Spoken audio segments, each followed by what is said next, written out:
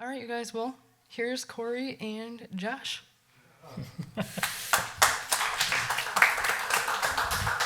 All right, guys. I don't think this is going to be a seamless transition, but we'll see how it goes. It's our Very first fair. time.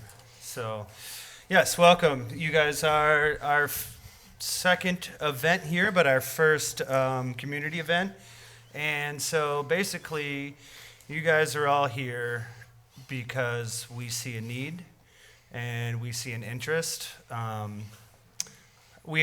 am Cory James Taylor. That is Joshua J. Thayer. And so the purpose of the Flint Creative Academy is to empower the community to get involved and tell stories from Flint, in Flint, and by Flint. We want to help small businesses, nonprofits, artists, and everyday people develop their voice, their creativity, and help them showcase who they are and what they represent. We want to build an army of content creators, filmmakers, and people that basically tell the story. So, everybody's got different reasons for being here, but everybody take a minute, look left. Come on, do it. Except for you guys, look right. These are your peers. These are people that have general interest. One thing about this is it is a team sport. The more you get into it, the more you get into the film industry, the more that you want to create something more impactful, more powerful, you can't do it by yourself. And if you do, you're only going to be able to do it for so long by yourself before we do, get the artist burnout that we've seen. So over the 5-week course, today we're going to learn just camera basics. So it's going to be a lot of basic like for the first half. I'm going to break your guys' brain, and then we're going to show you some kind of the cooler stuff about what where cameras go. Here's the intro. We're ready. The purpose: to provide an intro to different camera systems at different tier levels and develop a deeper understanding of how to get the most of your current camera, even if you only have a cell phone. Cell phones got slammed for years. I'm a fan. Which we got a little fun prize to show you guys after that. So a camera is an optical device that captures and records light to create still photographs or moving videos. It works by letting light pass through a lens to focus an image onto a light-sensitive surface, such as a digital sensor or photographic film. And simply put, very basically, you have a lens on the front of your camera, even on your phone, even on a quick little pocket camera that's got its own built-in lens. Light passes through there. It's got an aperture, so like a little opening on the inside. Your f-stop or your t-stop, that determines how much is coming through. So then, once you get past there, it's determined by either your shutter speed or your shutter angle. In the past, we'll go into that a little more. In the past, it used to be a physical door opening or a wheel spinning. That's not the case anymore. So this now kind of adjusts the way that motion is seen and the way that light is captured. It hits the sensor. The sensor plane has basically an ISO that's telling it how much it needs to boost or how much it needs to reduce the actual light captured. And then you've got the computer, which then locks down all that data and sends it right into the camera, puts it on your memory card, or stores it in the camera. All right, now here's where it goes. So we're not going to get super into the details and show and break everything down, but yeah, your f-stop or t-stop, depending on what lenses that you have, which we will pass around 2 different types of lenses when we get to the lens portion, but it's also known as aperture. The F stands for focal length. So depending on where you are at that stop, what can be in focus changes. So you have a lower aperture, you might have a focus from here to here. You get a higher aperture, say something like an f/22, like if you ever seen, what's the one that everybody always talks about is the greatest movie ever, which I don't agree with. 1920s, he shot the whole thing at an f/16. Oh gosh. Yeah. Anyway, it's not as good. But anyway, so he shot everything at an f/16, so that means everything from here to forever, basically. Is in focus. Yeah, I knew it was Orson Welles. I just don't know his film. No. Are you talking about Citizen Kane? Yeah, Citizen Kane. Oh, that's like the... Yeah. They say it's arguably, they say, one of the best. I don't agree with it, but we'll let bygones be bygones. But yes, it was shot at an f/16. And you have no idea how big of a deal that is until you hit the lighting. So I'm just going to kind of go through this and kind of reiterate what's kind of happening here. So you see that pretty little cactus in focus, background blurry. F16, both are in focus. I'm going to come here because I think this is what's important, because you're always thinking about light. Light is the business that camera is in. Light is the most important. Lighting, sound too. But so at a 2.8, you're the widest open. You're letting in the most amount of light to hit that sensor. And you continue on here and there. So it's kind of basically the start of that, just kind of getting you guys a familiarization with what your cameras are already doing. And if you guys know this, it's a good refresher. I tell you what, the things that you hear multiple times must mean that they're important. Josh, you can, lower aperture is not better. Lower aperture is not better. Say it with me. Lower aperture is not better. I've done it. Josh has done it. We've all done it. You get a 1.8 lens, and what do? You shoot it at a 1.8. Yep. The more you get into your career, I don't think now I go below a 2.8. Yeah. Sometimes, maybe. Maybe a 2 if we're in a pinch. Now I've been shooting 4s and 5.6. Your favorite films, your big movies, guarantee you they're shooting at a 4 or 5.6. 100%. Josh, I'll let you go on to this one. Yeah, absolutely. So in the past, like I said, cameras used to have physical shutters that would open and close. If you have any, if there are any film shooters out there, they still do. As far as our digital cameras, they don't really do that anymore. The best you'll get is a sound that sounds like a shutter, but yeah. Basically, now it's actually just a way that it calculates how much light it's capturing. So typically your speed is going to affect like the actual amount that's captured over time, and then your angle is kind of a general broad amount that's captured, which usually makes it a little easier for you to keep the right amount of motion blur. So simply put, a 180-degree shutter angle is the best spot. Not all cameras have that. So for shutter speed, usually they want it to be double. So 1/48 would be double of 24. 24 frames per second is usually like 24 frames, 30, 60, so same here. Go ahead. Yep, so 60, of course, half of 120, so 120 would be kind of that sweet spot for motion blur. There may be times where you have to change it to something different. That's why we like shutter angle, is because it kind of just adapts to any situation. Yeah, we don't have to constantly be doing math, because who wants to do that? Some cameras, when shooting video, let you switch between shutter speed and shutter angle. Shutter speed is what most of us are familiar with. The number on screen, such as 60 or 250, is a fraction. If we look at this camera, we'll see that we're at 1/60th of a second, that rolls to 1/80th, 1/100th, and so on. That's easy to understand. The exposure is that duration of time long. But if we change the camera to shutter angle mode by going to the image quality menu and then to SS gain operation and choosing angle/ISO, we now see our exposure time displayed as a number in degrees, which is a portion of a circle. This method of thinking goes back to the days of shooting movie film. The shutter on movie film cameras isn't a shutter like on an SLR camera that opens and closes. Instead, movie film cameras have a spinning disc with some size opening that acts as a shutter, allowing light through to the film behind it as the film flies by at, say, 24 frames per second. A disc that's half open and half solid is half of a 360-degree circle, or 180 degrees. As the disc spins at one full rotation per frame of film, if you're shooting at 24 frames per second and exposing for half the time, then you're exposing at 1/48th of a second. This half-duration exposure has come to be known as an ideal exposure, allowing a pleasing amount of motion blur without excessive smearing.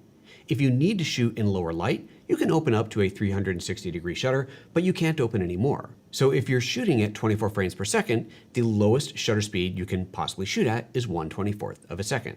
If there isn't any fast movement in the scene, well, this will look fine. But if there is, it'll look smeary and kind of weird. If we're shooting in extremely bright light, we can shoot at a lower shutter angle, all the way down to 11 degrees, exposing for much less time. However, the visual result of this can be a stuttered image, and any fast movement will appear unnatural. This certainly can be used for effect and often is in action movies, but for general purpose shooting, high and low shutter angles are best avoided. So what does all this have to do with the camera setting? After all, it's easy math to calculate the ideal shutter speed. If I'm shooting at 30 frames per second, shoot at 1/60th of a second. Shooting 50p, shoot 1/100th, and so on. But by putting your camera in a shutter angle mode and making a conscious selection of, say, 180 degrees, then you know that no matter what frame rate you're shooting at, 24, 25, 30, 50, 60, 120, your shutter speed will always be the ideal setting. So that's, yeah, kind of like, it's a thing. You don't want to do math. Math is terrible. But it's kind of like all that we do in life, especially in film world. As a camera, everything you do is math. And then so, yeah, cool, I just want to make sure. So now we've got your ISO, which means International Standards Organizations. Part of how I've always learned is film is a 120-year-old tradition, I think a little bit, maybe a little less, a little bit more. But I was taught the traditional film way. I was taught by people that have been handed down knowledge from years to years and years. And the ideal behind this, and it's happened because I've worked with different crews from different places all around the world, and there is a standard way of operating. And it's just known, it's accepted, and this helps you integrate to any crew, anytime, anywhere. And so that's why we're telling you a little bit about this, getting there, just giving you guys a basic camera knowledge. So ISO is basically sending an electrical signal to the sensor to increase and decrease light sensitivity. Back in the day, this would have been called ASA, or American Standard Association. See, there's a standard. So if an image is too dark, would you just bump up the ISO? You coming in? Nice. So if an image is too dark, would you just bump up the ISO? What do you guys think? Yes, no? See, yes, no's. What if an image was too bright? Would you bring down the ISO, the sensitivity to light? Well, the answer is, of course, like everything in film, possibly. It's complicated. It's all situation dependent, yeah. So, a thing that people don't talk about when they talk about high ISOs or cameras is that your camera has a native ISO. And you can Google it, whatever your camera you got, cell phone, has a native ISO. And unlike film cameras of old where you could simply change your film stock, Yep. Your film stock would come with an ISO that it's actually preset to. If you buy film today, it'll always have a number on it that's telling you what to set your camera's ISO to. But in our digital cameras, it's not really that simple, and not all ISOs and all cameras are made the same. In fact, arguably every single change in digital camera or digital sensor will change that number and what you need in what situation. Yeah. Most cameras nowadays land around 800 ISO, but that has changed. So basically, meaning that most cameras only have one level where the sensor performs best.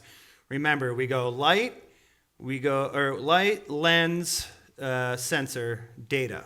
So basically, this is what's capturing the light, or this is what's reading your light.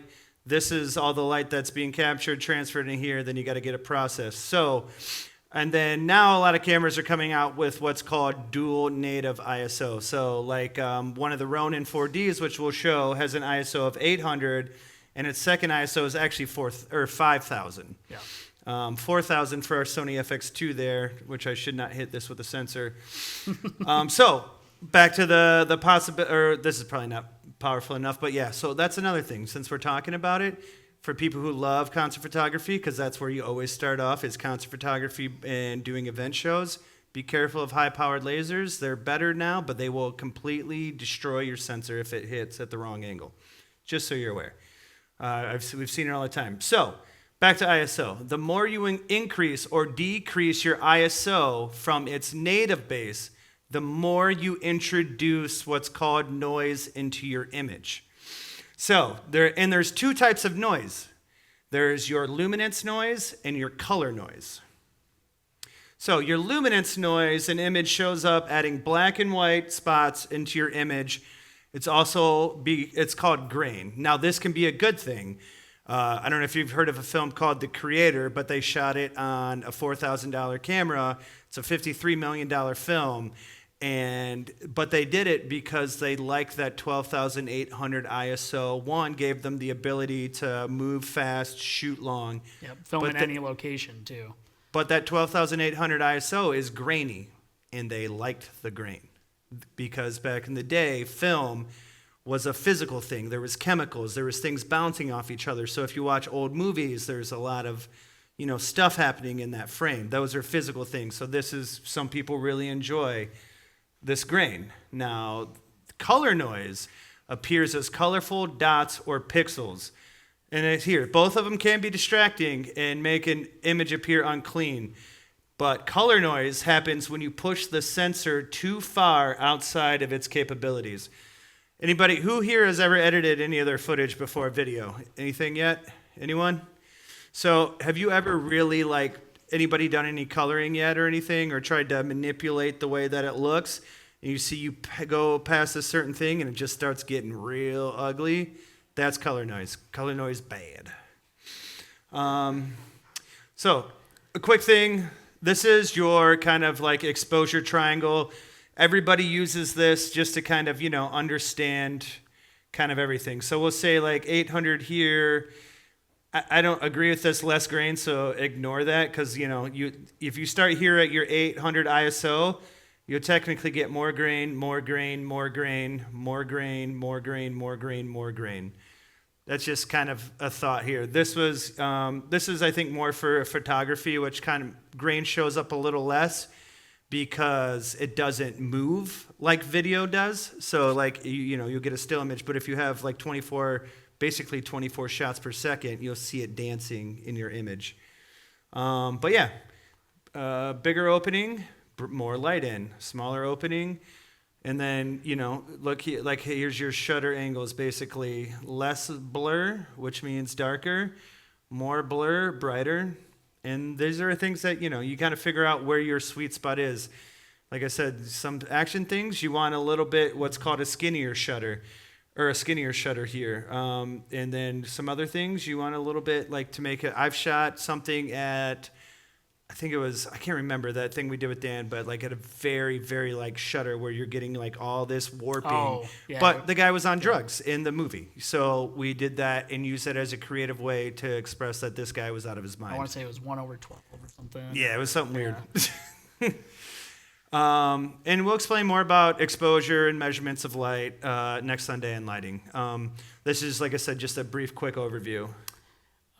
Do we want to see, does anybody have any questions about anything we've covered up to this point? This PowerPoint will also be available. We're actually recording this right now, and we're going to have this video going up, and then this PowerPoint and all of our notes will be available as well. So you don't have to worry about, reading these verbatim or writing them down verbatim. Sweet. We'll get better at turning these on and off. So you had a question. Yeah, it was about the color when y'all was talking about dots that appear on the camera. When I record, I didn't know it was damaging the camera or pushing it outside of the capabilities. But when I record sometimes, I have it set to where colorful parts of the camera show, so it can give a distorted look. Then that's an option. I mean, that's a thing that you can do if you're looking for that. But if you're not looking for it and you're trying to show a beautiful, normal place, that's fine. When I first started with the photos, I would push it, do all kinds of weird things, and create these hyper-real photos. And I that was kind of my look, and I like doing that. But when film, it's just, unless it's a certain project, it's not going to work. Right. Imagine if I shot the University of Michigan Flint film, you know what I mean? I was just curious. Thank you. Yeah, no. Yeah. And that's the thing. It's all subjective. We are going to teach you the rules, teach you the guidelines. Every rule is breakable in film. Every one. Mm-hmm. But you got to know what you're doing to break them so you can make a conscious decision, or else it's just going to look like amateur. And, we're all amateurs. We all start somewhere, but we're trying to help negate that. So, any more questions? Anything that we've talked about so far? Okay, cool.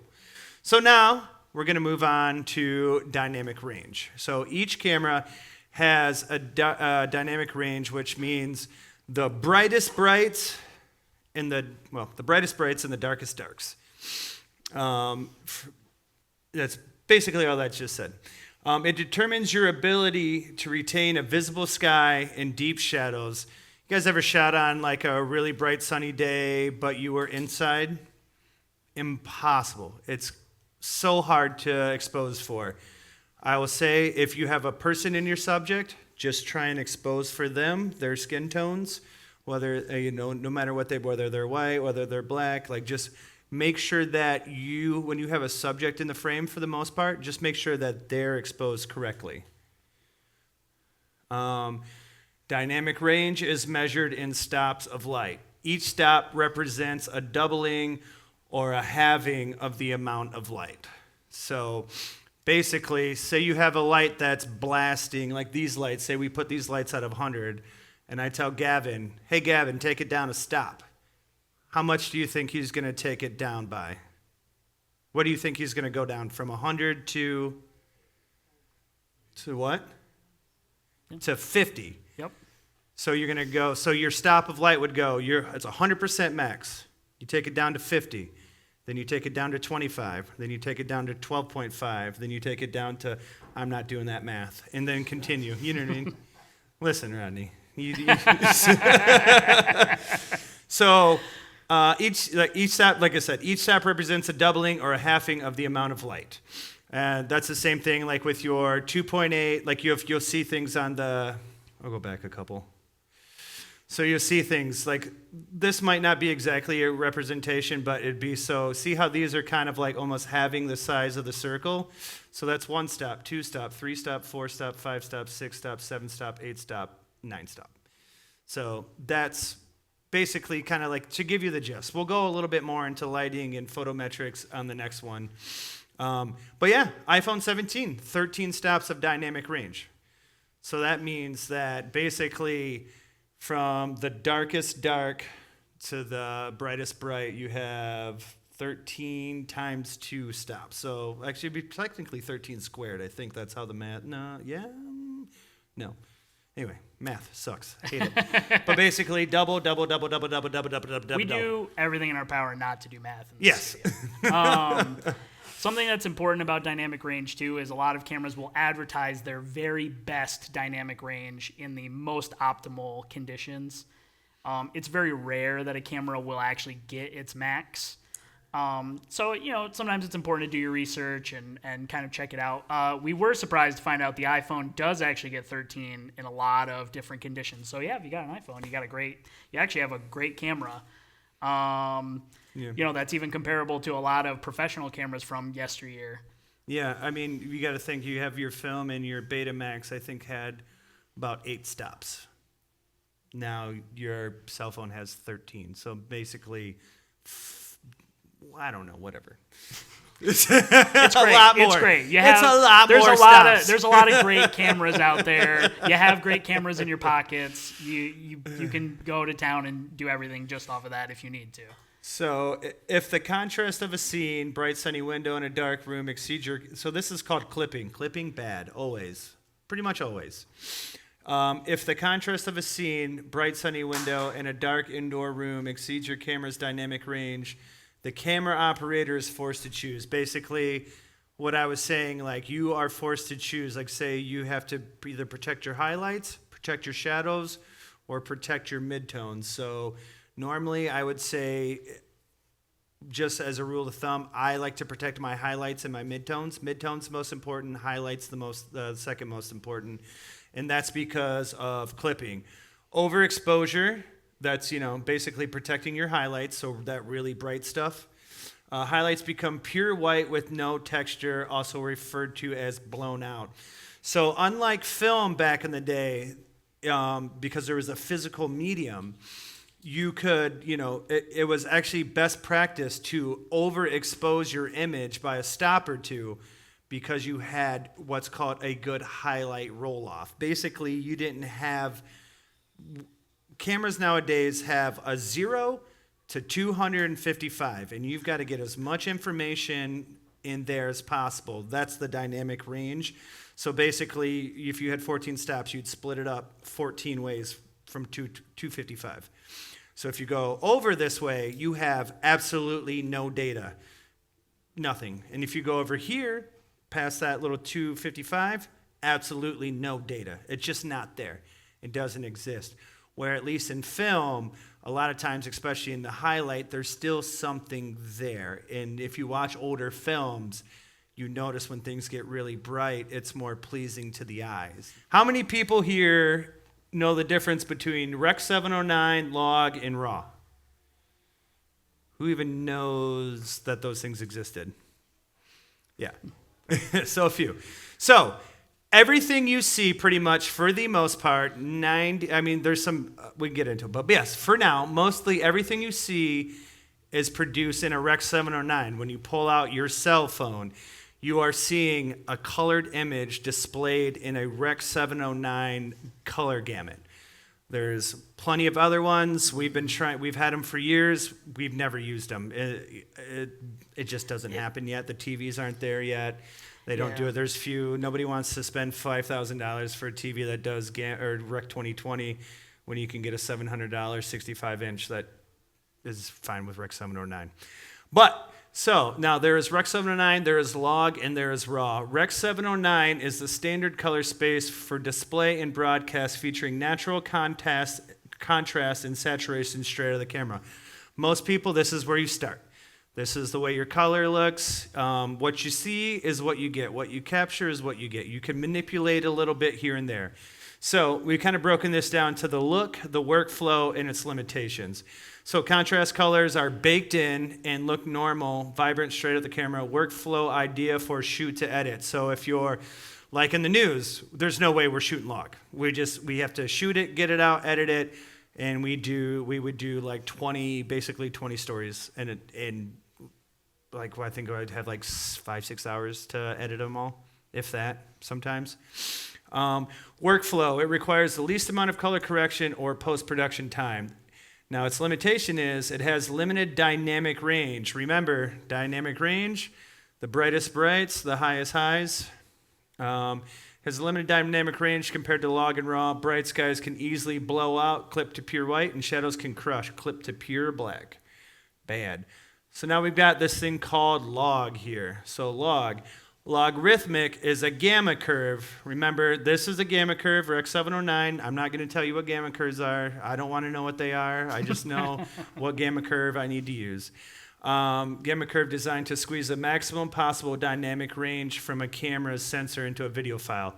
So has anybody ever seen image and it just looks flat, desaturated, or low contrast? It almost feels like it's near grayscale when you look at it. And you have seen these on commercials because I have shot commercials nationally and they put it in log, and I want to absolutely crush the person who edited this for not coloring my footage, because I spent hours and hours and hours meticulating, building and lighting and doing all these things to get the maximum amount of information. But you have seen log before, you probably just didn't know it. And some people like it. They're like, oh, that's nice. And I'm like, yeah, I hate you. So workflow, it protects details in your highlights and shadows, giving you vast flexibility in post-production to color grade. It must be color graded, must be. I'm going to put that, must be color graded. Or have a conversion table, a LUT. I'm sure a lot of us have heard about LUTs and stuff like that, lookup tables. They help make images great. Well, they are useful because we shoot in log. It requires more grading effort, and in 8-bit color, extreme stretching can cause banding, which is, I think, the ugliest of them all. So you got color noise, bad. Color banding, unusable. Like, if that is not a look that you can give. So, basically, here's all this information. This is your Rec 709 linear here. So basically what it's done is it's taking all this information and created a log, basically squeezing all this into such a small space. So then what you can take it is you can capture it color. And remember, this is bad, this is bad. Anything outside of this box is bad. They're like, oh, I like to color outside of the box. Do not color outside the box in camera. It will not do you well. But does that make sense? I know it's a hard concept to understand, but basically it's allowing you to get the most information out of it. which brings us to another one it's a great thing, amazing thing, but this requires the most heaviest workflow, which is RAW.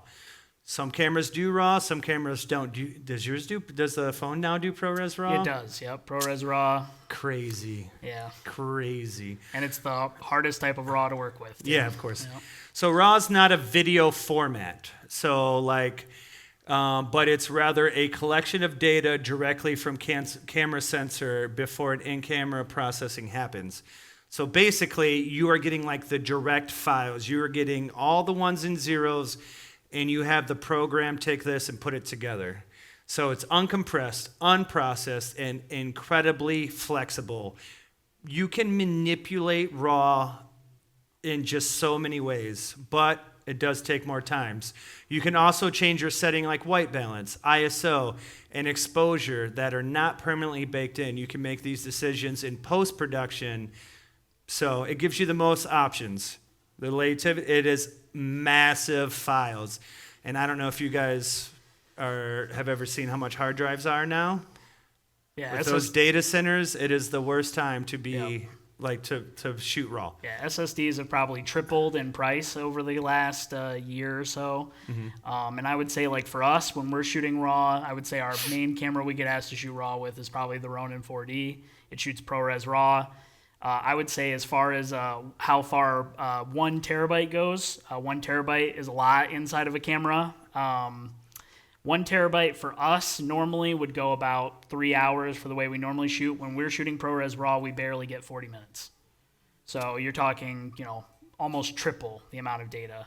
Yeah. So. And at these drive prices, thanks to this AI workflow. Yeah, it's pricey. It's expensive. It is difficult to work with. But if you know what you're doing and you get into the workflow, I mean, the things you can do with RAW is incredible. Yeah. So this brings me to another little topic. Do anybody got any more questions about any of that we just went over? Cool. So now we're going to go, you saw here, we're talking about 8-bit color. So more math, but basically I'm just going to, there's like kind of like a sweet spot. So we do a podcast and we shoot that in 8-bit and we shoot that basically ready to go. We don't shoot it. Well, we do shoot it in log, but we shoot it in 8-bit. We know how to properly light. We know how to set anything. So this basically just know that the higher the bits, the more data that it's going to cause. But we edit our podcast in 8-bit. Pretty much everything that we edit for like community stuff is probably around your 10-bit, for the most part. That's like your ProRes RAW codecs.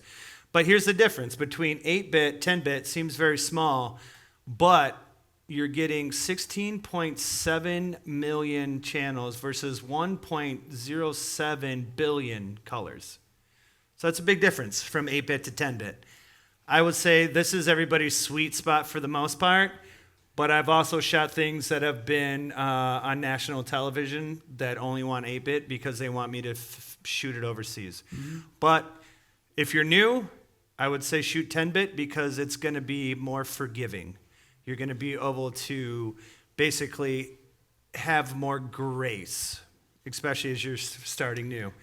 And I would say typically cameras do advertise which bit of color that they have available to them. Most, I would say consumer to prosumer cameras will offer like a 10-bit option in some codec or some form. Mm-hmm. But 8-bit's probably the standard that you would see on every camera at this point. And then your 12-bit and your 16-bit, those are like your kind of your RAWs. But yeah, so, I mean, like I said, you think it's just like, what's the difference between 8-bit, 10-bit, 12-bit, 16-bit? From 10-bit to 12-bit, 68 billion different colors compared to only 1.7 billion. And this one, they just say trillions. They're just trillions. They don't even do the math. Yeah, they don't even do the math. So, I get it. All right, we're getting towards the end. Yes. Hopefully everybody's kind of waking up a little bit. This is like we're gonna use the restroom. This is the most technical it's ever going to get is right now. So, all right. So you have your sensors. What is a sensor? Most sensors, I think almost all of them, except for there's a few new ones that are coming out in Fujifilm that we're kind of excited about. An RGB sensor is an optical sensor designed to detect and measure the intensity of the red, green, and blue light. So basically, remember like red, green, blue, like you can get pretty much all the colors from those 3 colors. They're just like a blend of that. That's same thing works in cameras. So cameras utilize a single image sensor but produce images with 3 channels, RGB. They do this by using a Bayer color filter array. The Bayer pattern typically has a repeating group of 4 pixels in the order of red, green, green, blue. Now, and your eye is most sensitive to green. Can anyone tell me why your eye would be most sensitive to green? Yeah.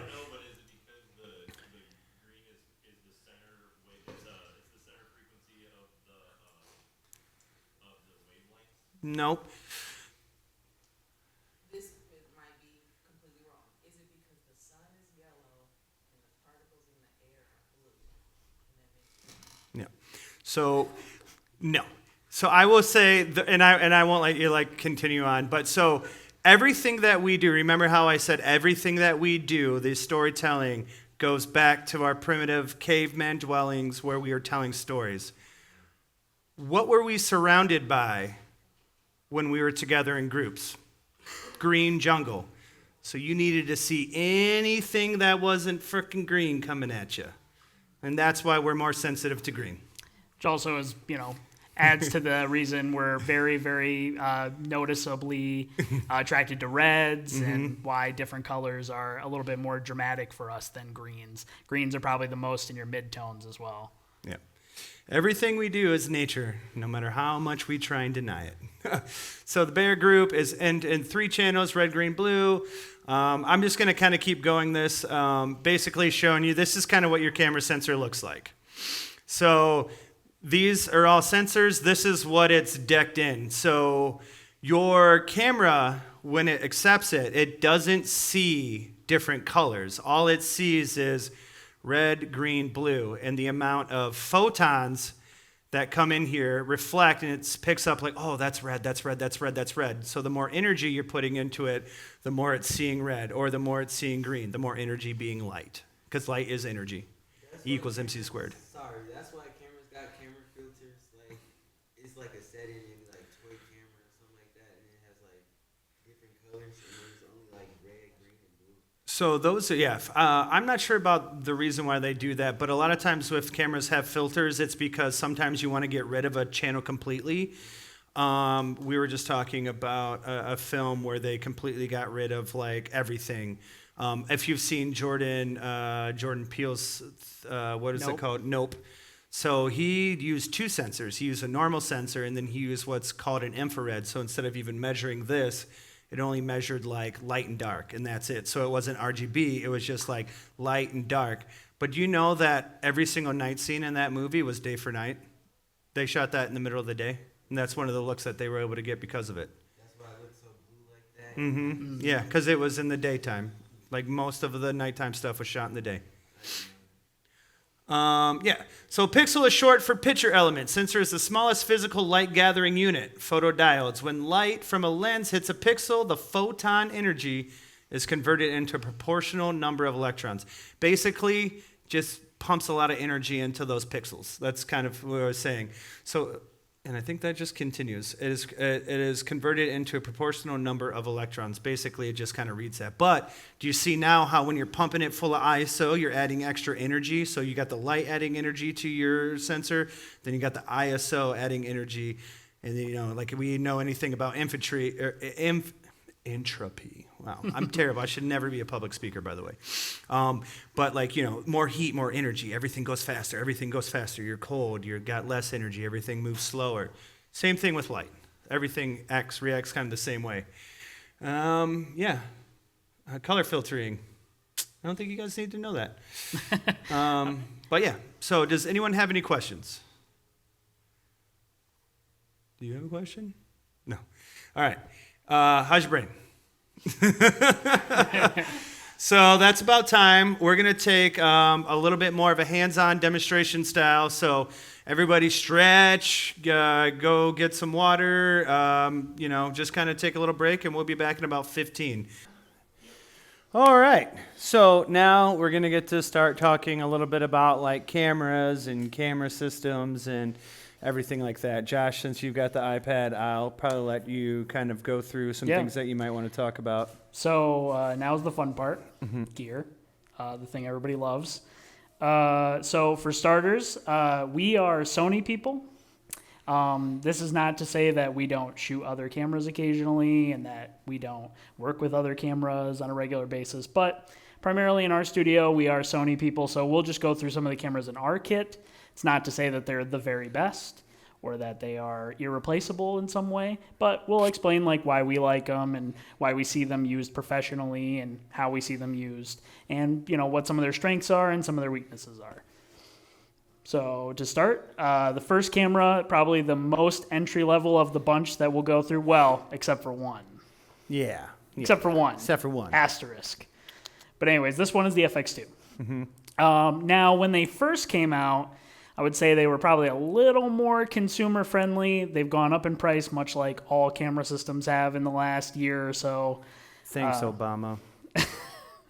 Mostly due to data centers and shortage on SSDs and microchips. Tariffs. Tariffs also.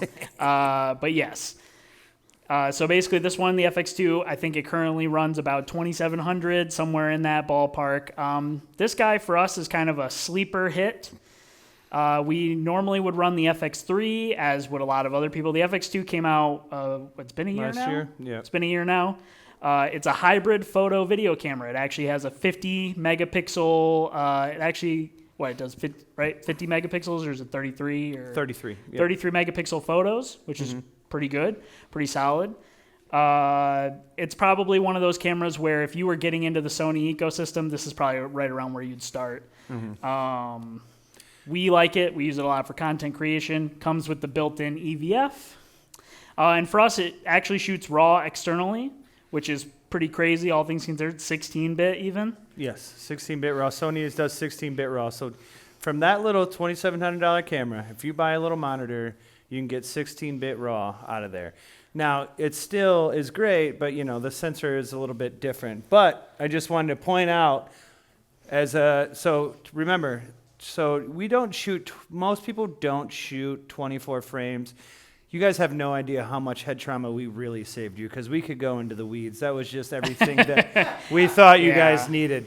So 2398, that's your frames per second. A lot of times it's going to say 24, but 2398 and 24 are not the same.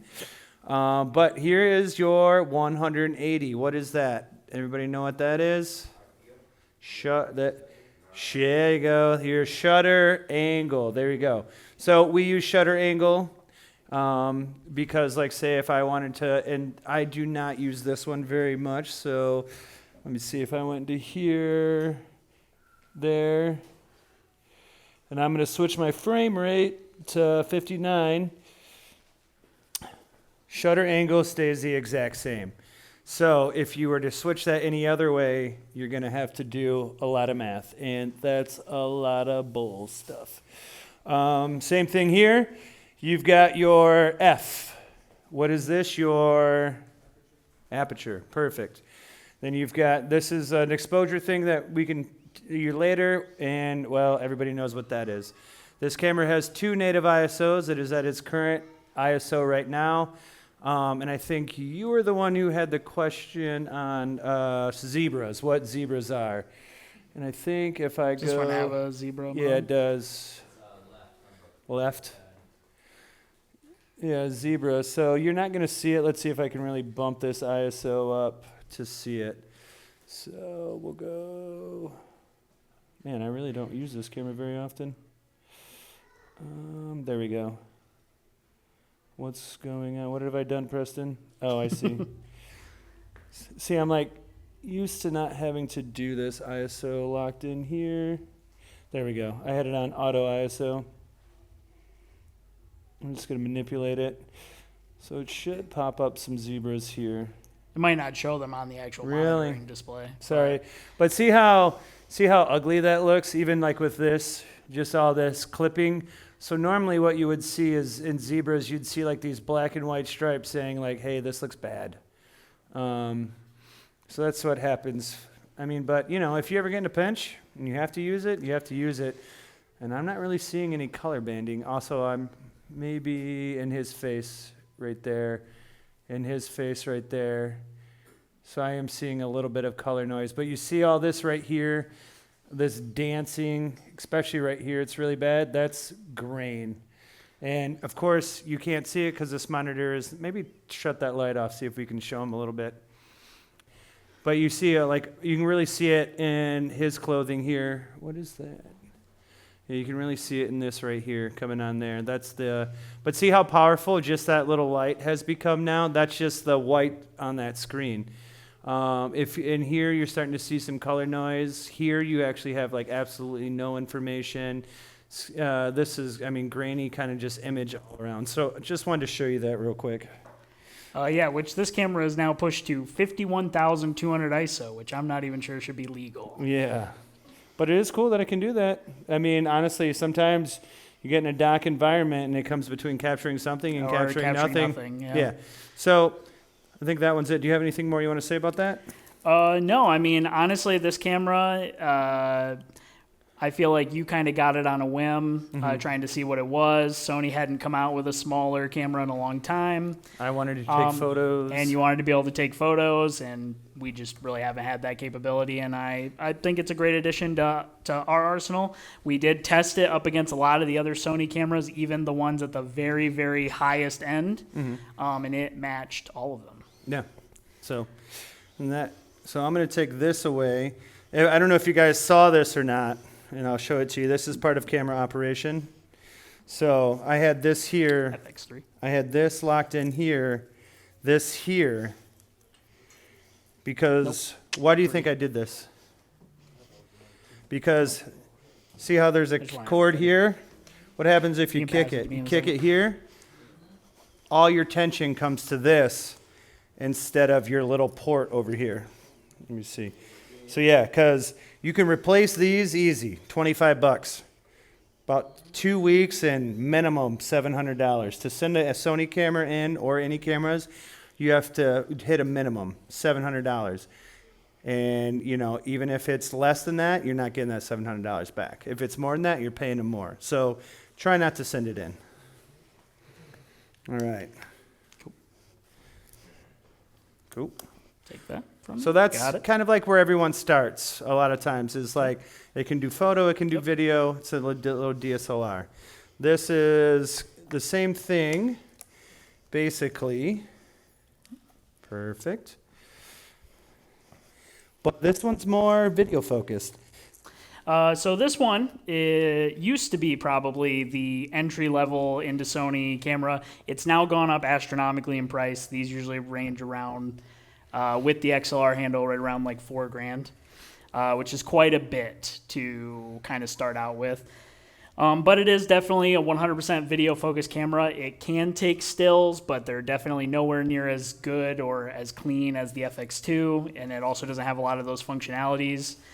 It's mostly just taking a still image from video, which is not the same as taking a picture.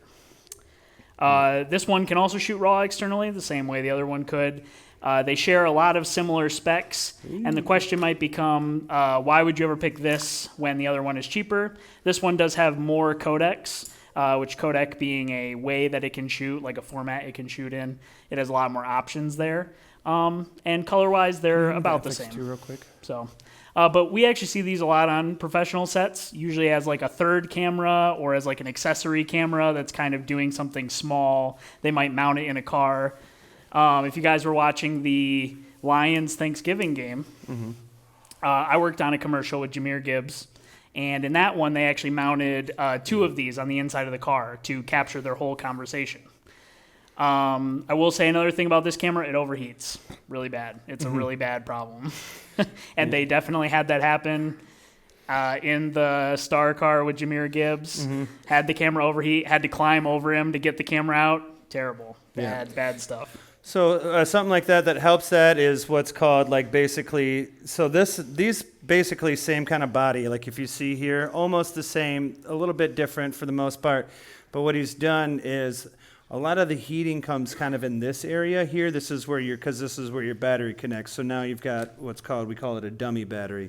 So you push this dummy battery into there, and then it goes into this system, which then you can use more professional mounting options. So that way you don't have a hot battery going through all your fans, and it just gives it a little bit more keeps it from overheating. This metal acts as a heat sink, so basically it's helping dissipate that heat. And then you've got a battery, which bigger batteries will last longer, so you would never have to change a battery. Yeah, it's actually, this is a good tangent for camera accessories. Your accessories will not necessarily make you better, but they all work to solve a problem that a camera has. So, for example, cameras typically, especially cinema cameras or cameras that are focused on professional video, do not have good audio. They don't have good audio options. The microphones they put on them are usually not very good. So you attach an XLR handle, you'd either get someone like Ryan to feed audio into it, or you would put on like a shotgun mic or put on a microphone accessory right into here, right? A problem with this camera that we also had is it's small. There's not a lot of places to mount things. So you buy a cage, right? Cage also protects it, but it lets you attach more things to it, right? So if I needed to attach a drive to it, I needed to attach more cables to it, more power options, accessories, I can do that, right?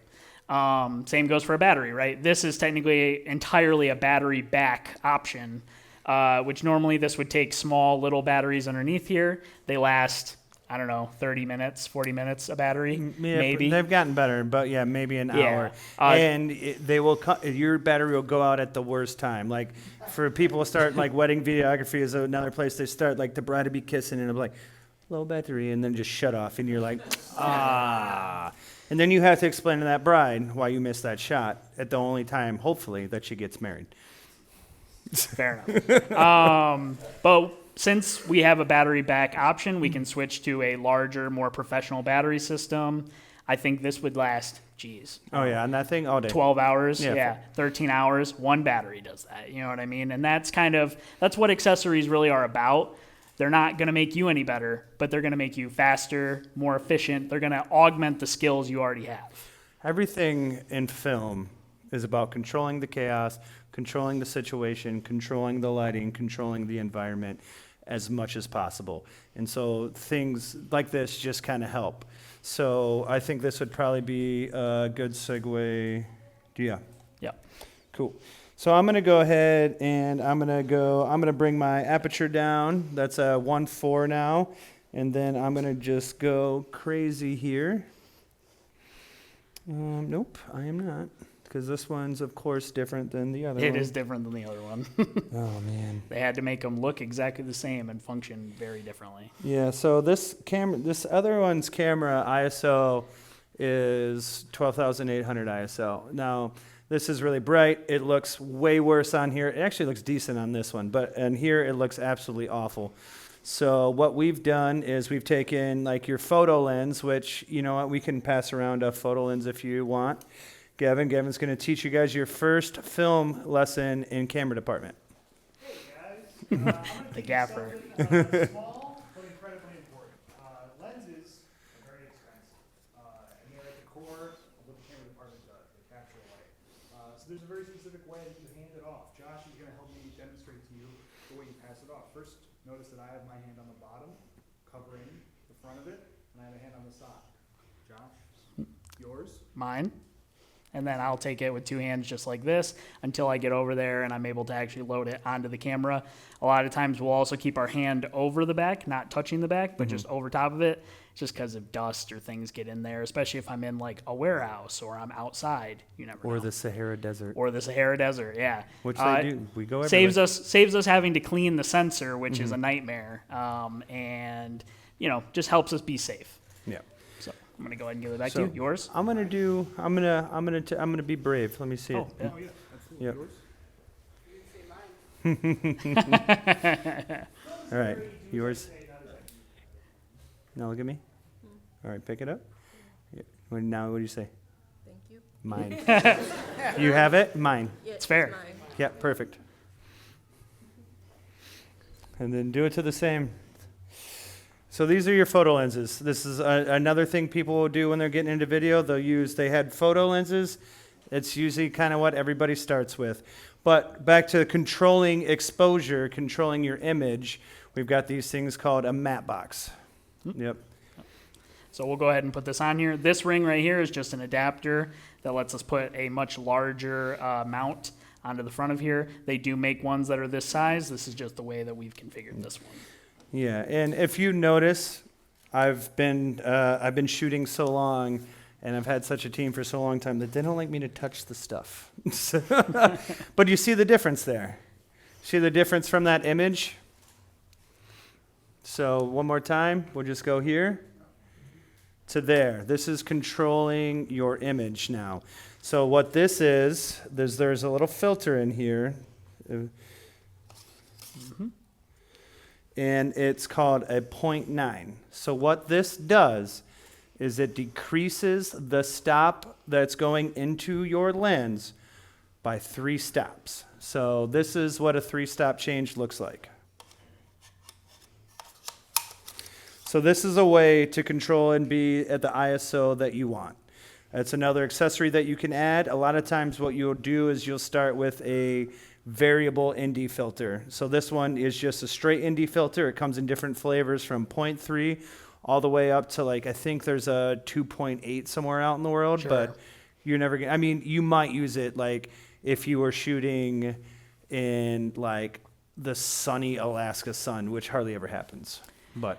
And it's really important to point out for this camera specifically, the reason why we set it up in this way is some of the cameras we're going to show you going forward will have internal ND filters, so they'll actually have a spot between the camera sensor and the lens where it can actually adjust ND on its own internally. This one doesn't. This camera does not have any NDs on the inside, so we have to add NDs on the outside. Especially really important for scenarios where some of the other things just won't cut it as far as reducing light.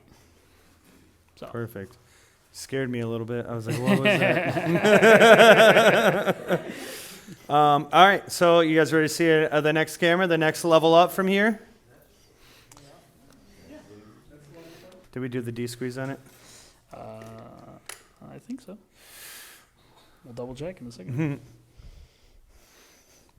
So we've gotten a different type of lens on it now. Monitoring? I can't remember. Yeah, somewhere in there. Oh yeah, I just saw it. There it is. These are what, 1.3? Yeah. Yeah. So HDMI is kind of like everybody's starter. I'm going to take it. Everybody's like, this is everybody's HDMI starter. This goes into your TV. This goes into, you've seen an HDMI. The problem with this is it's very like, let's see, I'll just do it real quick for you and put it in. Yeah. See, there it goes. Remember how I do that? So no safety loop, but comes out real Yep. quick, real easy. So now what you're going to use is something like this. So this is called BNC cable, or it's also known as an SDI. Don't ask me what it means. I forgot. But so it comes into a different format. And so it's, and we'll pass one of these. Preston or Gavin, can you go get us an SDI real quick, just so we can see if we've got one, so I can send it around. But so it comes into different ports. But what's good about this is it locks. You know what I mean? So let's, we're going to create that safety loop because it's important. So remember, now it's pulling on this and not so much this. But yeah, so what's cool about this, I got to switch the thing real quick. Mm-hmm. All right. Oh, nope, that's the wrong one. 2. Let's open her up. Yeah. So you see that? What just happened there? Oh, I don't think it displays it. A little weird. Let me just see. I'm going to just boost this up so people can see it. So It's we've got still a little squeezed, but yeah, it's monitoring a little weird. So what we've shot, this is anamorphic. That's a whole nother topic for a whole nother thing. But so what it does is it takes and kind of squeezes an image in a weird way. But what we really wanted to show you what this camera does is, one, SDI. Have you noticed, kind of similar to the FX3, it's got your more professional audio, XLRs, everything here, shotgun mic, and everything's kind of like this camera has probably paid for itself and been on more shows than any of my cameras. This is our medium tier, but we use this one pretty much the most. It's been docs, it's been TV. We haven't really used it on any. Actually, I did use it on one movie a long time ago, but it has a built-in ND that's built in, and you can control your iris simply by rotating a filter. So now, if you have something extremely bright or extremely dark, you just kind of keep rolling up that filter, keep rolling up that filter. You can clear it if you need to. So there you go. Kind of just something that, it's got a few more professional codecs. It can also do external RAW. Another very important feature of it is once you start getting into some of these more professional cameras, they also have time code capabilities, which is going to be more important in audio as well. But it's a function that basically lets your audio be synced across any number of cameras. Really important in post. A lot of lower end cameras, I'll say lower end to medium end cameras, will not have those functionalities, and you may have to add them some other way. But this one actually has a direct access to time code. I can't get my output display. Yes, because syncing audio is incredibly tough. So I think what we're going to do is let's go. Do you want to go onto the big dog, or do you want to go onto the specialty camera? You guys want to see the big one, or you guys want to see the special, little ninja camera that we love and enjoy? Which one? The big one. Big one? one. I Yeah. want to see the big one. Yeah, they want to see the big one. Yeah. This one right now currently goes for about $7,000. Everything all in is around $8,000. Yeah, you better have that camera off of there. Oh yeah, it's coming in hot. Yeah, you better move that arm too. Oh yeah, that's right. See, I'm not supposed to touch camera gear anymore. I'm retired.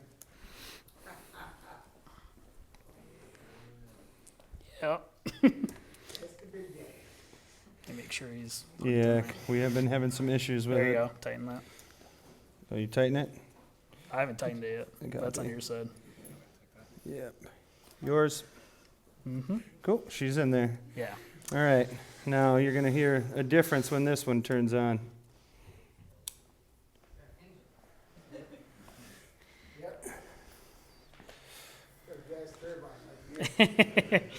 We've worked on it. Yeah. So we went to 4 for this one.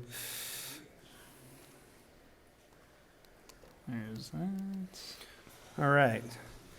So who's watched The Boys? Anyone? Same camera. Not exact same camera, but that's what they shoot on. They shoot on the Venice too, but whatever. Shogun. Yeah, Shogun. Bridgerton. Yeah, Bridgerton. Pretty much this is, F1, which is a big deal. Yep. Top Gun.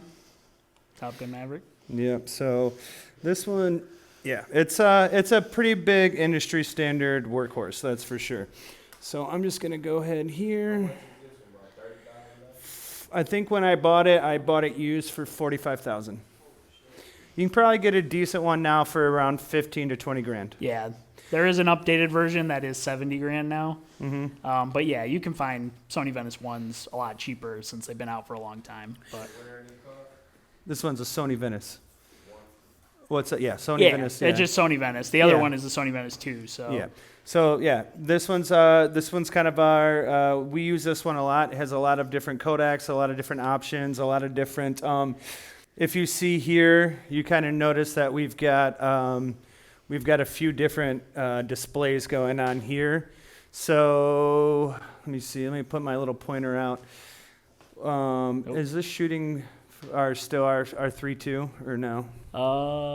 Probably. Very possible. Yeah, it is. It is 6K 3.2. Yeah. All right, perfect. So this is shooting what's now, everything you see is in 16 by 9. This currently is in 3.2 mode.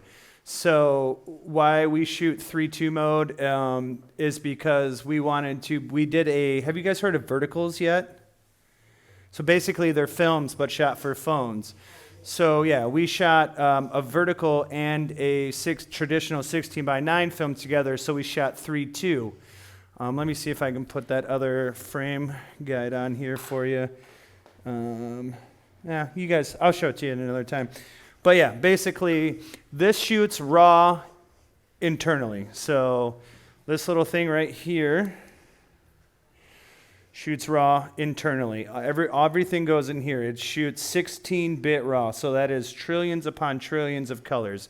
But you see, it's rigged out. We've got this, which is a wireless monitor, so instead of having to be tethered to something like this at all times, and I'm running around and tripping in front of, major talent, major stars, destroying cameras, because sometimes on sets get hectic. I can't have somebody camera angle for me. So this gets rid of those wires there. External monitor, you know what I mean? That way I can monitor things. When it gets too bright, I've got my EVF in here. Tons of different codecs. Like I said, this one's got 2 different.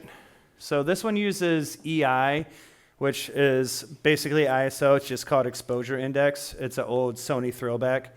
Sony likes to be different sometimes, especially when you get into the higher end things. But if you ever see EI, just know it means exposure index, and that's also ISOs. This one has 2 ISOs as well. So if I go in here, which is 500 and 2500, so you notice a little bit of a difference there. I'm going to point it towards maybe here in the crowd.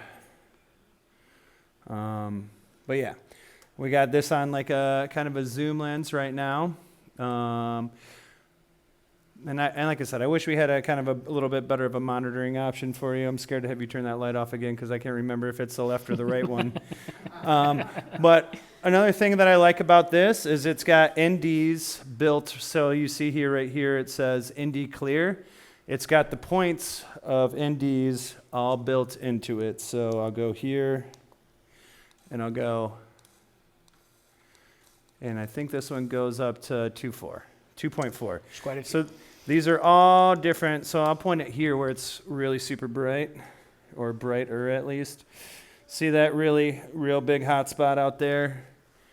It looks gross. It looks gross in this one, but you can take it, and then now you're kind of exposed in that area. It's also, and we're going to show you some things to kind of help control. But see how you went from completely just blown out, overexposed. Now, but yeah, the difference. So these, here's this thing running here. This is like what you would say like your time code. And what see now how we only had in the last one, we had an HDMI and an SDI. Now we've got SDI 1 and 2, SDI 3 and 4. All along we've got a the monitor side of the camera. and an HDMI. So when you get on bigger sets, a lot of people have a lot of opinions. A lot of people need to see it. So letting you know that SDI 1 and 2 is log, meaning that that's putting out log. You'll send that to like your colorist, basically your on-set data imaging technician, and they'll be monitoring to make sure that what you've captured is right. There's nothing wrong with the image. And then 3 or 4, you'll go to like your client, your director, your producers. Which your look is just another term for your LUT that you have built into the camera, or that you've imported, or whatever the camera has naturally. Yeah. Your XOCN, that is your format, which that is how Sony does their RAW, which I like Sony's RAW versus like we were talking about Apple ProRes RAW. But yeah, and so this is LT, which means it's not the most data that you can get, and it save you. So I think on a 512 card using LT shooting this way, I can't remember. Did we put it on here? No, we don't. I don't think we have a card in here. But I think you'll get about 43 minutes on half a terabyte. Yeah, something like that. Yeah. But if you go down there and you put on the full like XQ RAW, you're getting like 12 minutes for 512 terabytes. So it's a beefy boy. But it's basically like sometimes we've had to put this on cars, so you've got lots of rigging options, lots of rigging points. There's tons of other accessories that we don't have or want to have, but all types of power options in here. Basically, like this camera is just designed to take a punishment, to be built any way that you want it, and just continue the journey. It's going to work. It's going to look good. Yeah. And if you'll notice, even this actually does run the same battery system that all the other ones we've been running are, and that's why it's for us it's really important to be on the same system, because then we can just own a lot of one kind of battery. We don't have to worry about switching between different ones, and then that can feed to our power up here, which then just gives power to everything on the camera. Yeah. And one thing, you know, I do want to, I'll say, since we've got it kind of thing, you see, let's see, you see, like I'm kind of getting like a little flare here.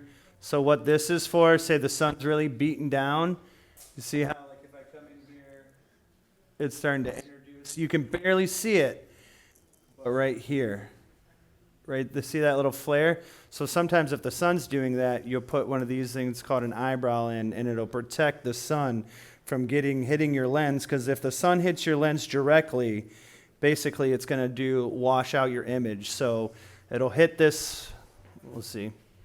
I don't want to put a thing in here too much, but it'll hit this and it'll bounce, like it'll hit an angle, it'll bounce all around, and it'll basically overexpose your image. You know how you've got your red, your green, your blues? Well, now your sensor doesn't know if it's hitting the red, if it's hitting the blue, if it's hitting the green, so it just sends energy to all of them. You know what I mean? Because it's not a reflective light now, it's a direct light. And so your image comes off soft. You don't have as much contrast. You don't have as much detail in your image. So things like this, something as simple as this, is designed to control that, to make sure you're getting the most details in your image. And there's other things that we can do. Does anyone have any questions on this thing? In my course, I had to learn on the, I believe it was a Panasonic, but it's a DBX 200. Would you feel as though this is like better in terms of performance? I'll be honest, I would probably say I know. I would. I don't like just saying that. Probably almost certainly. What is it called? A Panasonic what? DBX 200. DBX 200. Yeah, but probably, absolutely. I mean, Yeah. Panasonic doesn't make any high-end cameras like this anymore. But yeah, this is the top tier. This is the ones that you see a major motion Hollywood picture shooting. Like this is kind of the end-all be-all. It's like this and the Arri Alexa. Those are the only two cameras I think. Or you're shooting film at that point. Yeah. Yeah. And film has its own drawbacks, which we could talk about in another class. All right, who wants to hold it? Yeah? What's that? Yes. You can also use that for like sports events as well, or is just strictly just in-house studios? So there are actually, we'll get into the sporting events is different. So they use something probably closer to what you have. But if you see like the NFL, they use a lot of Arri Amiras. So not the Arri Alexas, but Arri Amiras. But then you also see that they're using a lot of gimbals. Like, so you ever like watch football? Anybody watch football? Decent amount of people. So you'll be watching it and everything looks normal, and then all of a sudden they're on a player and it's just like completely different. Like the backdrop is blurry. They're like on a DSLR than usually with a gimbal, or they may be on this next camera because they've been using this a lot more for a lot of sports. Are we? Yeah, I think we're Okay. ready. Yeah, so this one, this is kind of our interesting little camera here, and I will kind of bring it around. So you see it looks a little different than kind of all the other ones. This is kind of like a gimbal and a gimbal and a steady cam, basically controlling the Z-axis. So see, when I walk now, I'll go to this guy and see how, let me boost up this ISO for you so you can see it in here. But you see like how incredibly smooth it is. So this is a specialty camera. This specialty camera, we've been using this on pretty much every single like narrative short film commercial. This is what we shot. This is kind of our bread and butter camera. It does just the best, I think, all around for what we do and what we're looking for. So, and what's cool is I can probably get into these menus here. It's a Ronin 4D, kind of like you'd have a camera and then you put it on a Ronin and a gimbal. Well, they were like, well, we can make a camera too, and they've done it. But same thing, you've got all your NDs here. This one actually goes to a 2.7, which is nice. This one's got 2 ISOs, which is 5,000. If you guys if we had a better monitor for you, you would notice that there is some grain difference between 5,000 and 800. I try not to shoot it too much on 5,000. But so let me see, what do I got here? I did want to show you a few things. So again, time code, very professional. Like it's, especially like when you're rolling a bunch of times and Ryan's rolling audio, you can basically, the computer will line them up for you. So if you have like 1 or 2 clips, it's not a big deal. But if you shot like 120, 130 clips that day, you're going to spend 2 or 3 days editing, just making sure your audio lines up with your video, which can be a pain. Another thing I did want to show you about this one, kind of, you're starting to see all this. So 2 hours and 51 minutes. I'm going to go 6K. We're going to start there. So I'll go to our 6K resolution. Maybe I will. Come on. I have to hit it in this one. I normally go through the menu. But all right, so your 6K, 1 hour. This is a 1 terabyte card. Have we formatted this, Preston? Nope. It's missing a little bit, but not much. All right. So we'll format this.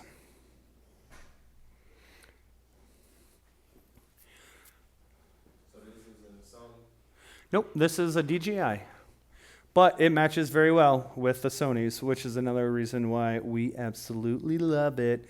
All right, so I'm going to go into recording here. So now you've got your codecs, which you guys don't really know kind of what this means. But ProRes is an Apple brand. It's a way that all that data gets wrapped. So we're going to go into LT here like this. All right.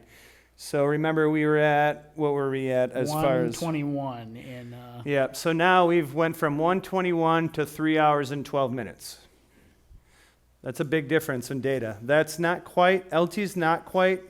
Let's see, let's go to your H.264, see what that does. And this also bumps us down to 4K as well, Yeah. instead of 6K. So this one is your 8-bit, 21 hours, 36 minutes. Yes, it does change your resolution to 4K, but that's not as huge of a difference as changing to an 8-bit codec. Remember, trillions of colors, which means, or millions, or whatever, hundreds of thousands, millions, billions, billions, trillions.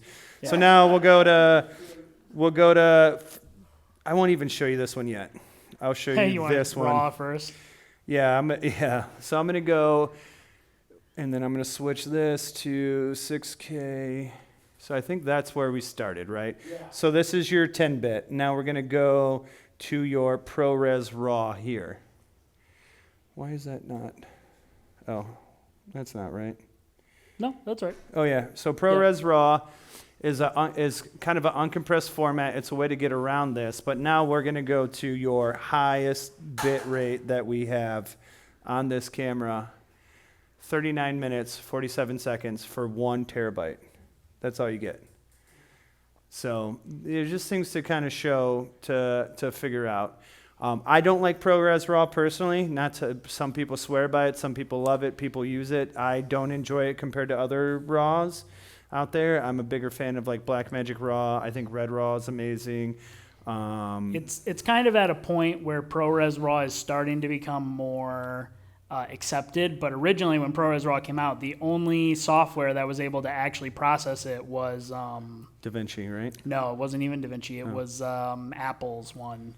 Oh, Final Cut? Final Cut, yeah. Yeah, that guy. Final Cut was the only one that could process it, and then now DaVinci has gotten to the point where it could process it, but we're still waiting for Premiere and other editing softwares to be able to actually use ProRes RAW to its full ability. All right, so who knows what this is? So this is a focus wheel. So I'm going to give you this, all right? So I'm going to go here. Yep. You're going to grab this right here. So we were all Adobe people, so we all learned Premiere Pro. It's fairly easy, I would say, and intuitive, but if you're looking for like the most cost effective as well, DaVinci is free just to get. as long as you're not doing like 4K. If you're doing 1080, which is universally accepted, it's free. Who else wants another little hands on this? And it's also got a great All color right, system perfect. as So well. here, I'm gonna go ahead and get you up there, like this. All right, and now you say yours. You got it? So you're gonna hold, I usually hold the battery on here. And then, so now what you can do is you can see that you're kind of messing with focus. Is this touchscreen up here? Nope. Oh, it is touchscreen, but Yeah. you won't be able to focus with touchscreen. I can't pick different faces. Nope. Not on this Yeah, one. so that will set tracking and things like that. If we had it turned on, Yeah. those settings are over here. But what's cool about it too is I think do you have the LiDAR on there, Preston? Oh no, Oh, well, this is it's control on mirror. mode. It's yeah. on control mode, yeah. Who else wants to kind of mess around with some focus? All right, I'm get you and then you next. So put this around you, grab the battery. All right, what do you say? Mine.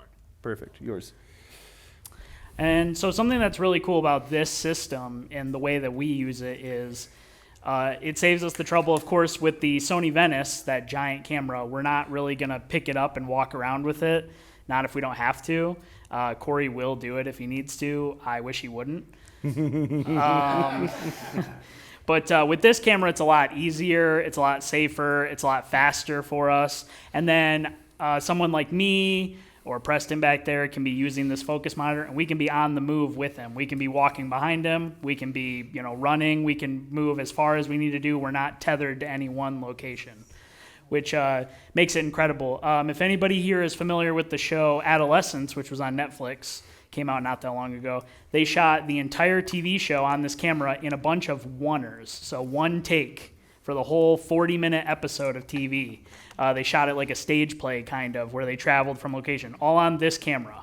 One battery would last one take, and their focus puller would travel with the camera everywhere it went. So it's something that's kind of only possible with a camera system that's this mobile. Something else we love about this camera system, and I'm sure Cory would love to talk about, is connected to that focus system is this focus motor right here, which is hooked up to this little camera on top here, which this is not like a normal camera. This is a LiDAR camera. So LiDAR is basically shooting a bunch of, effectively just shooting like a laser out do into the this. distance, and then And then it's hand on the hitting, battery. it's bouncing off everything in the All right, room, what and do you then say? coming Yep, back. Perfect, yours. And this camera can detect it and track it and can actually see where everyone is in the space, which means that this camera can autofocus lenses that don't have autofocus on their own. Yeah. So like this lens is an old photo lens that's been adapted to be used on this camera. Yeah. Speaking of, we brought around the photo lens. We did not bring around the cinema lens. Yeah, let's bring it around the cinema lens now. Now this one's going to be a little heavier. This is 25 years old. So ready? Yours? Mine. Perfect. And so notice kind of like the difference in it between that. Yeah, considerably lens. heavier. It has gear rings around it. You'll notice that they roll kind of smoothly. They don't snap together or anything. Just the build quality seems like a little higher quality. Yeah. So that was a lens from, yeah. So this lens is from late 70s. That lens is 25 years. This camera is about 5 years old, 4 years old. Yeah, give or take. What I'm kind of trying to say is like, my personal opinion, and I think pretty much most working DP's opinion is like, lenses matter more than the body, because in 2 or 3 years, we'll probably upgrade. In 2 and 3 years, we'll get another FX6 or the newer version of FX6. Somebody said it like this: it's like you date the cameras, you marry your lenses. Because if you take care of your lenses, you're going to have them the rest of your life. And if you really take care of them, you're probably going to pass them on to your grandkids. Like this lens started coming around right around the end of the Vietnam War. That's how long it's been around. And it's still here and it's still taken care of. And we get a beautiful look that I don't think you can get very much out of it because of the camera can do it, but because it's been so well maintained throughout the years. And that's why things like this matter when we're saying yours and mine. We're treating it like it's going to be around for the rest of its life, because if you take care of them, they will be around forever. And of course, this camera system You is like a it? bit unorthodox. So the cons to the camera, we've talked about everything we love about it. The cons are it has a lot of weird little wanna try niche one? problems that you don't run into with other cameras. You know, we get weird things happening with the gimbal sometimes, or we have to solve a problem with the focus being weird. You know, and that's there? the thing with some of And these what'd you more say? experimental camera What'd you say? systems is there's No, not you going to say be a lot of you support. say There's not yours going to be or a lot mine? of help. Mine. So Perfect. And so what you'll do is you'll yeah. and then mess around with it. See how it comes.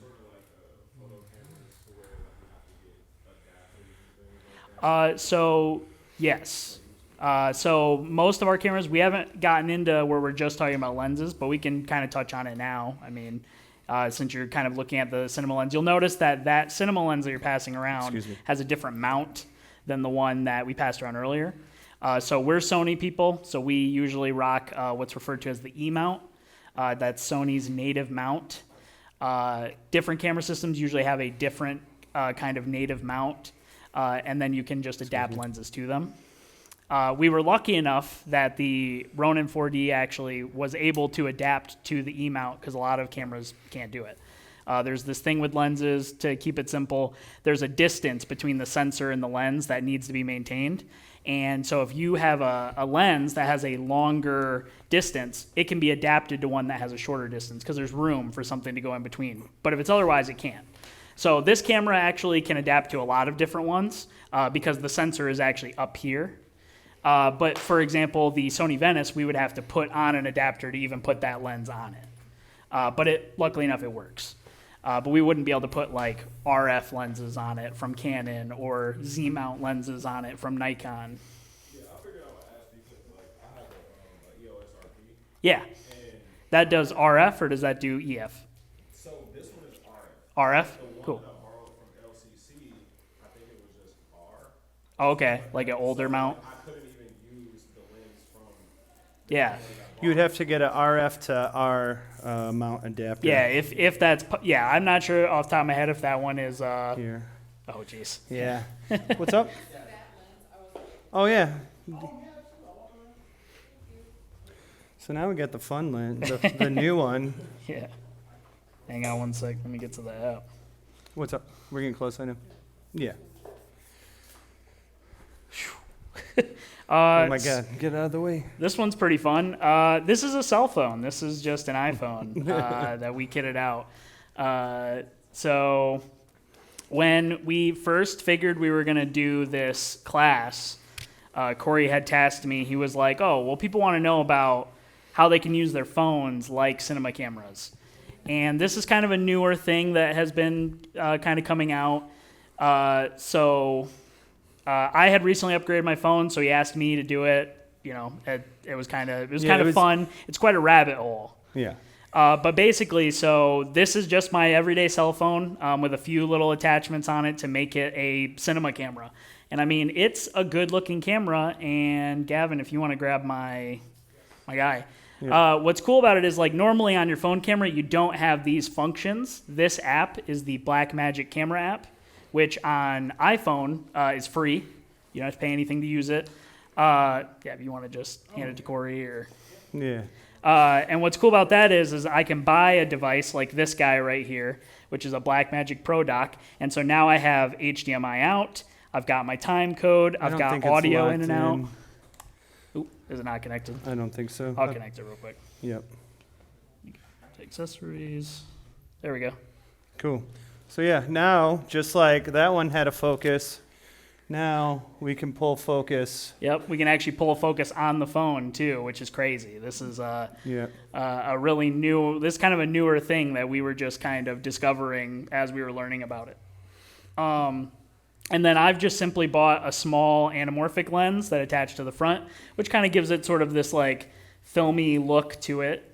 But I can adjust all the settings just like on a really high-end camera. I can bump it to 800 ISO. I can change my, I can fully control my white balance. I can control my shutter angle entirely. It's a lot, and like you can do all of this just with a cell phone. I believe they also make attachments like this for Samsung phones and Google phones. I'm sure they have their own cinema camera apps just like this that kind of override the normal camera that you have in your phone. Yeah.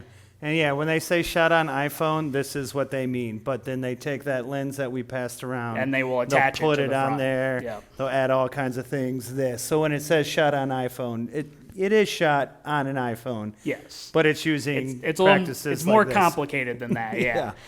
So recently a movie came out. I don't know if anybody's familiar with 28 Years Later. That movie was entirely shot on a system just like this. It actually did use this cage and these mounts, just not in this exact configuration. And they managed to buy a system that allowed them to attach a PL mount, which is that mount to that cinema lens you guys just looked at, to mount those kinds of lenses to this camera. And then they used it for the whole movie. So just goes to show you, like, we've come kind of so far in cinema cameras and devices. Take that. Yep, mine. We've kind of come so far in these things that they've kind of become a little bit like cannibalistic to the point to where everybody has a cinema camera in their pocket right now We need a that they new can one of use. these. So how much is the accessory for something? Yeah. So just this cage, I went a little, I went for the really pro rig. So this cage is like $200. So you buy that, and then the lens is like $100 or $150. And there's a couple different styles that they have. But you don't need those things necessarily.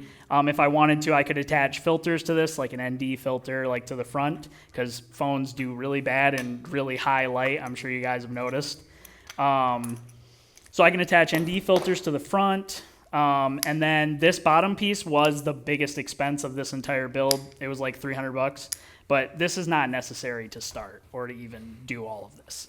When I first bought this cage, which I have been rolling in my pocket like this big, I don't plan to do that forever. I was perfectly happy with just this system alone on its own. So, and I feel like I've managed to get good images out of it. There's like really nice stuff you can do. Like we were just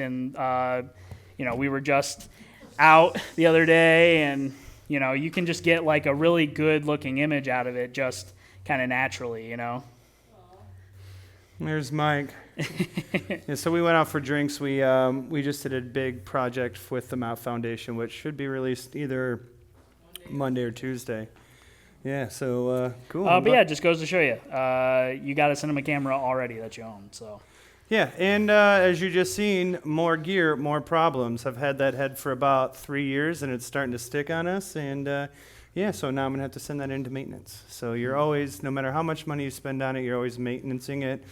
But the more money you spend, most of the time, you're going to send it for maintenance less. Or you're going to have to do less maintenance on it. But yeah, that one just came back from a big feature where we wrenched on it for a long time. Yeah. So that's yeah. fair. The locking mechanism does not work right Yeah. now. So yeah. Any questions? Of all the cameras you showed us, which you picked? That's the thing. They're all tools. I will say the one that I reach for the most is probably the FX6 or the Ronin 4D. The Venice is like, I think when I have the ability to shoot the Venice, it's my favorite camera because I think it offers me the most control over my image, most of all of them. Also has the highest dynamic range. It has the highest color fidelity. But that's like when I have a 7-person camera team. You know what I mean? Myself, Josh first AC, Preston as my second AC, a gaffer, key grip, 2 grips, best boys. That's, you know what I mean? That's when I like to use that. I'm not going to do something where I'm running and gunning through the university with that camera. I would just die. Would just not do well for me. Cameras are tools, you know what I mean? And when I first started, I had a good camera that I thought that I liked enough, and I would buy gear that would make my image better. And that wasn't, most of the time, that wasn't a different camera. Not even a different lens. Most of the time it was like lighting or a wireless monitor or the ability to pull focus or myriad of other things, you know what I mean? So better cameras just don't mean better image off the bat. You give me any camera and I guarantee you I could probably outshoot any of you on it. Just 100%. So, but it's just time, experience. understanding what the camera's doing, understanding the best way to basically use what you have. Yeah. All right. Well, that's it. Feel free to roam around the cabin and say hi and meet your neighbors, or feel free to go get food. I know we kept you here a long time. I know that brain needs carbs. So, yeah, thank you guys. Thank you.